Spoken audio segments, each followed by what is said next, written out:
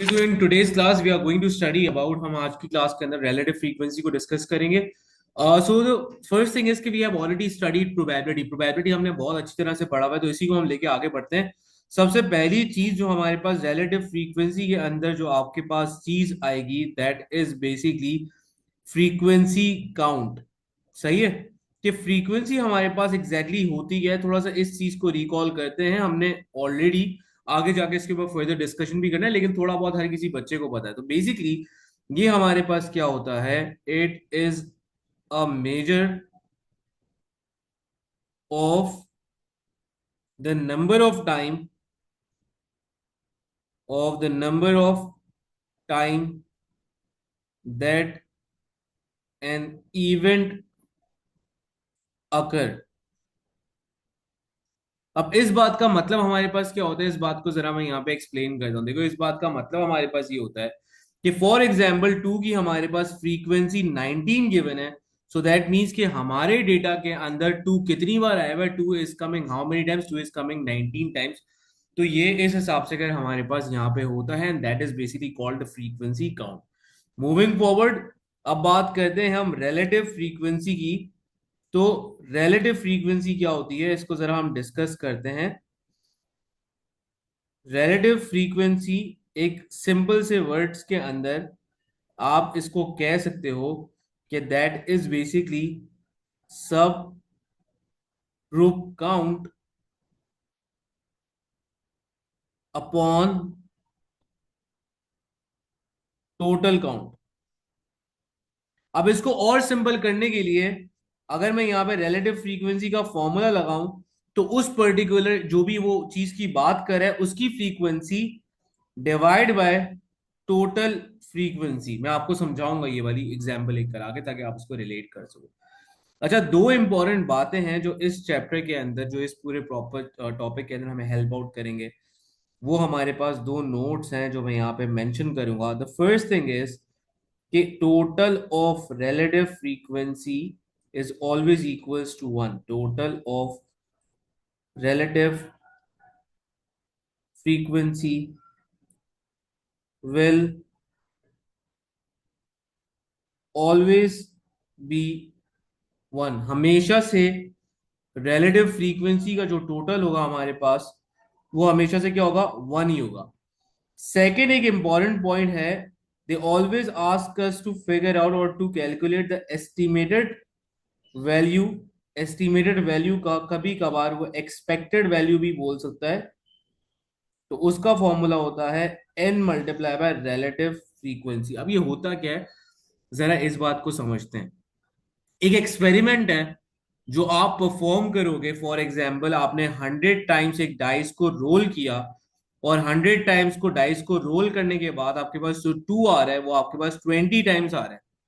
और वो आपसे पूछ रहा है कि यार अगर मैं 500 टाइम्स करूं, तो उसने 500 टाइम्स किया नहीं है, लेकिन वो आपसे पूछ रहा है कि यार अगर मैं 500 टाइम करूं तो आप मुझे बताओ कि मेरी एक्सपेक्टेड वैल्यू क्या होगी. तो हम इस अपनी ऑब्जर्वेशन की बेसिस के ऊपर हम क्या करते हैं, इस ऑब्जर्वेशन को यूज करते हुए, इस ऑब्जर्वेशन का जो रिलेटिव फ्रीक्वेंसी को यूज करते हुए हम यहाँ पे पुट करते हैं, और n की जगह पे अगर 500 का बोला गया तो n विल बी 500. तो इसको प्लेस करते हुए हम निकालते हैं.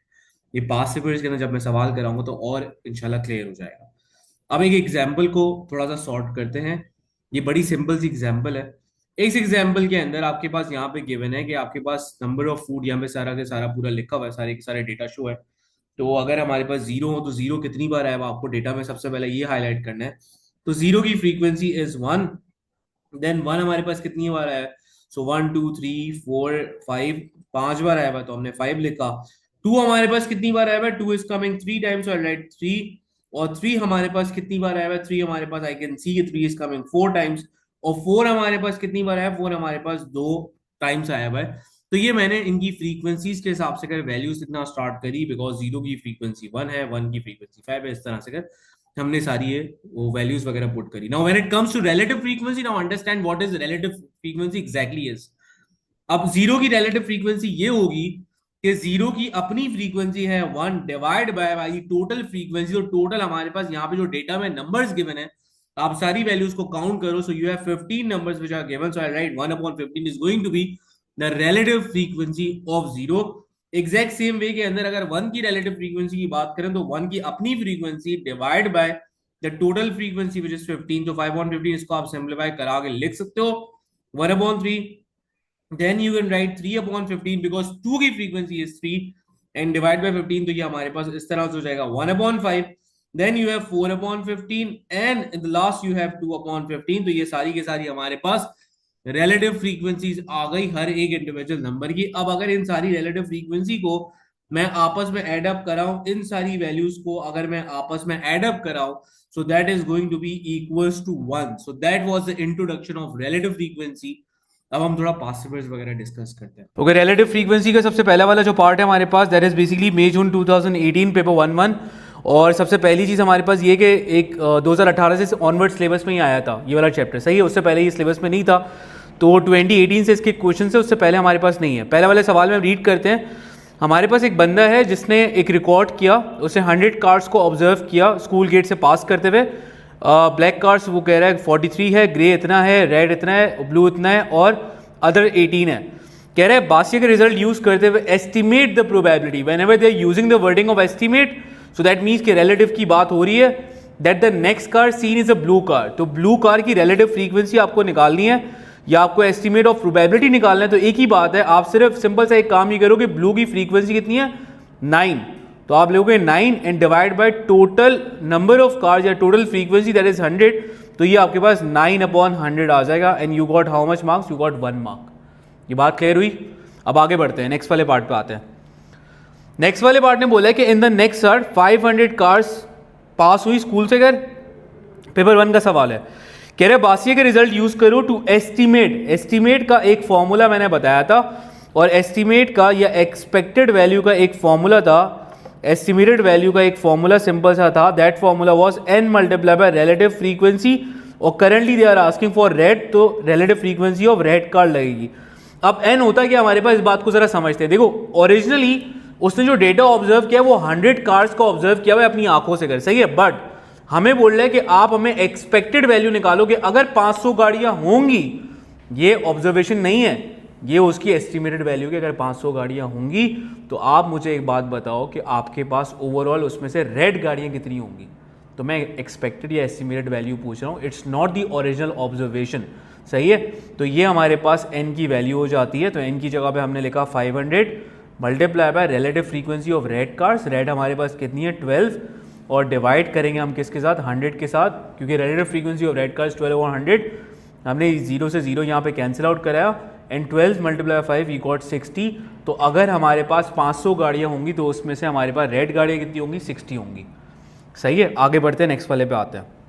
एक और बंदा है और इस बंदे ने दिस टाइम वो जो ऑब्जर्व करे colon records the colour of the next 100 cars. एक और बंदा है उसने भी रिकॉर्ड किया सेम वही डेटा और उसने भी 100 कार्स को जो ऑब्जर्व किया, तो ये वाला हमारे पास डेटा आया. पार्ट में हमसे ये पूछा गया कि बासिया और कॉलन के रिजल्ट्स को दोनों को कंबाइन करो.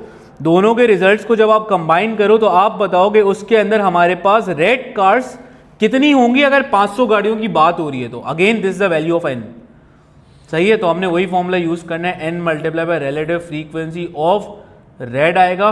बट दिस टाइम हमें यहाँ पे एस्टिमेटेड वैल्यू ही निकालनी है. बट एक चीज में चेंज आएगा कि n की वैल्यू हो गई हमारे पास 500 और बोल रहे हैं दोनों के डेटा को कंबाइन करो. तो यार पहले वाले बंदे ने 100 गाड़ियाँ ऑब्जर्व करी थी, इसने भी 100 कार्स ऑब्जर्व करी हैं. तो total we have how much cars, we have 200 cars. और पहले वाले के अंदर रेड हमारे पास थी 12, इसमें है 18. तो आई विल राइट 12 + 18, सही है. देन आगे मूव करेंगे, I simplify 500 multiply by that is going to become 30/200. ये हमारे पास 0 से ये 0 हमारे पास कैंसिल हो जाएगा. तो 5 multiply by 30 that is going to become 150.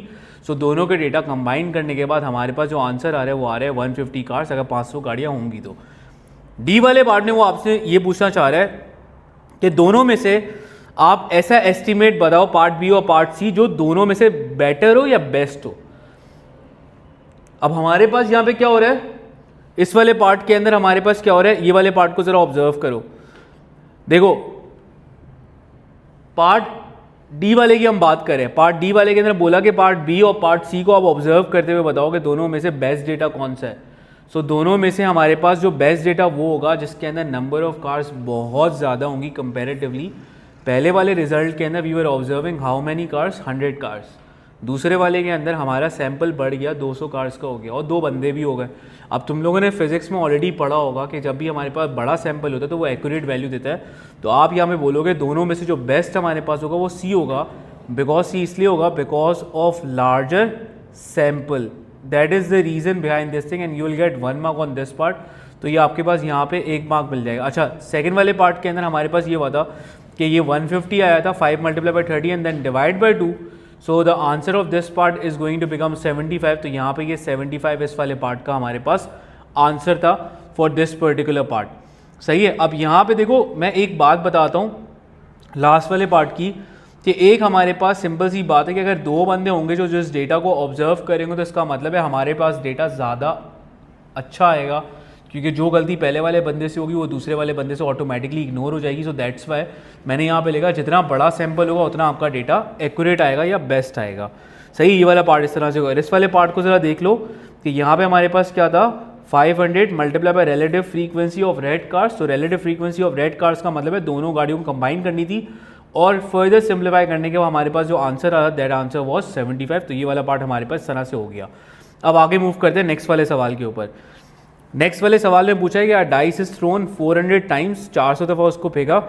कह रहे हैं find the relative frequency of throwing the number 2 की आपको रिलेटिव फ्रीक्वेंसी निकालनी है। तो मैंने वही फॉर्मूला लगाया, रिलेटिव फ्रीक्वेंसी ऑफ 2 आपको निकालनी है। तो 2 की हमारे पास कितनी है, 80। So I write 80 and divide by 400 because the total frequency is 400। तो ये आपने सिंपल कर दिया, ये 0 से 0 cancel, 8 1 time, this is going to be 5। Answer कितना हो गया, 1/5 and you got 1 mark. Next वाले पार्ट में पूछा कि भाई अगर इमरान 1000 टाइम्स अगर करता है तो इसका मतलब है कि again I am going to use the formula of estimated value. That formula is n multiply by relative frequency of 2।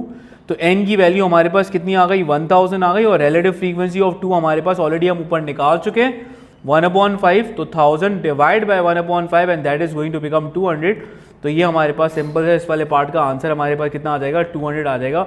तो ये सिंपल से हमारे पास इस तरह से ये सॉल्व हो जाएगा। अब अगले वाले पार्ट की तरफ मूव करते हैं, नेक्स्ट वाले पार्ट की तरफ। Now the next part we are going to observe it is October November 2018। इस वाले पार्ट को देखते हैं। इस वाले पार्ट में हमारे पास क्या हो रहा है, कह रहे हैं a 5-sided spinner is numbered 1 2 3 4 and 5। Ashraf spun the spinner 200 times, calculate the relative frequency of the spinner जब लैंड होता है 3 के ऊपर। सो 3 हमारे पास 3 की जो वो है फ्रीक्वेंसी, हमें रिलेटिव फ्रीक्वेंसी ऑफ 3 चाहिए। सो 3 के अंदर हमारे पास जो रिलेटिव फ्रीक्वेंसी आ रही है दैट इज बेसिकली 50। 3 की जो हमारे पास फ्रीक्वेंसी 50 आ गई और टोटल फ्रीक्वेंसी हमारे पास आ रही है 200। सो आफ्टर सम सिंप्लीफिकेशन ये आपने किया तो आपके पास आंसर आया 1/4। तो रिलेटिव फ्रीक्वेंसी ऑफ 3 हमारे पास क्या हो जाएगी, अब 1/4 हो जाएगी। तो बड़े ही सिंपल वे के अंदर ये वाले सवाल का हमारे पास यहाँ पे आंसर आ गया and it's a very easy one, और ये इजी वे के अंदर हमारे पास हो गया। अब बढ़ते हैं हम आगे। नेक्स्ट वाले पार्ट के अंदर हमारे पास क्या हुआ कि Mariam spins the spinner 20 times. Now this is the value of n। तो यहाँ पे फॉर्मूला क्या होगा, n multiply by relative frequency of 3। ये हमें एस्टिमेटेड वैल्यू निकालनी है। n की वैल्यू 20 है, रिलेटिव फ्रीक्वेंसी ऑफ 3 कितनी है, 1/4। तो अगर वो 20 टाइम्स स्पिन करेगा तो हमारे पास आंसर कितना आएगा, 5। तो यहाँ पे मैंने क्या लिख दिया, अब 5 लिख दिया। ये वाला पार्ट इस तरह से हो गया। अब देखो सी वाले पार्ट में एक बात उसने बोली, उसने बोला Ashraf claims my result show that the spinner is fair. देखो फेयर होता क्या, पहले इस बात को समझते हैं। हमारे पास मूवीज़ हैं, ocean 11, ocean 12, these are some movies जहाँ पे एग्जाम्पल है हमारे पास कि डाइस जैसे ही वो होता है, डाइस को वो चेक करते हैं कि वेदर ये डाइस फेयर है या नहीं है। वो बेसिकली ये चेक करते हैं कि ऐसा तो नहीं है कि 6 आने के चांसेस बहुत ज़्यादा हो गए, वो चेक करते हैं। अब फेयर का मतलब ये है कि भाई ऑटोमेटिकली हर एक नंबर की आने की पॉसिबिलिटी इक्वल होनी चाहिए, that is called a fair spinner. But मैंने यहाँ पे एक ऑब्जर्वेशन बनाई, मैंने यहाँ पे एक चीज़ ऑब्जर्व करी कि यहाँ पे अगर मैं बात करूँ 2 की, तो 2 की हमारे पास फ्रीक्वेंसी कितनी आ रही है, 25 आ रही है। लेकिन मैं यहाँ पे 4 की बात करूँ तो 4 की हमारे पास फ्रीक्वेंसी कितनी आ रही है, 55, विच इज़ मच लार्जर। तो इन दोनों का डिफरेंस हमारे पास बहुत ज़्यादा है। अगर ये फेयर होता तो हमारे पास करीब करीब चीज़ें आगे पीछे होती। तो इसके लिए मुझे क्या बोलना पड़ेगा, मैं बोलूँगा यहाँ पे नो, बिकॉज ये फेयर नहीं है। उसका रीज़न मैं यहाँ पे मेंशन ये करूँगा, रीज़न मेंशन करना बहुत ज़रूरी है। रीज़न आप ये लिखोगे, because the frequency of 4 is much larger as compare to 2। अगर ये फेयर होता तो ये थोड़ा सा करीब करीब होते, ये आसपास होते, इतना ज़्यादा ह्यूज डिफरेंस नहीं होता। ह्यूज डिफरेंस ये शो करता है कि ये वाला डाइस जो अशरफ के पास है वो हमारे पास फेयर नहीं है, because there is a huge difference between them. आगे मूव करते हैं।